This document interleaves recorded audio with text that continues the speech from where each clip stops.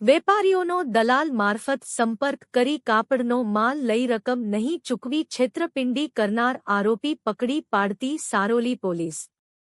મહેરબાન police commissioner Shri Anupamsinh Gehlot સાહેબ તથા ખાસ પોલીસ કમિશનર શ્રી સેક્ટર 1 સાહેબ તથા નાયબ પોલીસ કમિશનર શ્રી ઝોન 1 સાહેબ અને મદદનીશ police commissioner Shri B division સાહેબ નાઓએ સુરત શહેર ટેક્સટાઇલ માર્કેટને લગત બનતા જુદા જુદા ઉઠામણા તથા છેતરપિંડીના બનાવોને કારણે સુરત શહેરના વેપારીઓને આર્થિક સંકળામણનો સામનો કરવો પડતો હોય જેથી સુરત શહેર તથા અન્ય રાજ્યમાંથી સુરત શહેરના વેપારીઓ સાથે થતી વ્યાપારિક છેતરપિંડી અંગે ત્વરિત અંગત રસ લઈ આવી પ્રવૃત્તિ સાથે સંકળાયેલ ઇસમોને પકડી પાડવા સારું આપેલ સૂચના અન્વયે સારોલી પોલીસ સ્ટેશનના પોલીસ ઇન્સ્પેક્ટર એસ.આર. વેકરિયા નાઓએ આવા બનાવો અંગે તુરંત કાર્યવાહી કરવા આપેલ માર્ગદર્શન હેઠળ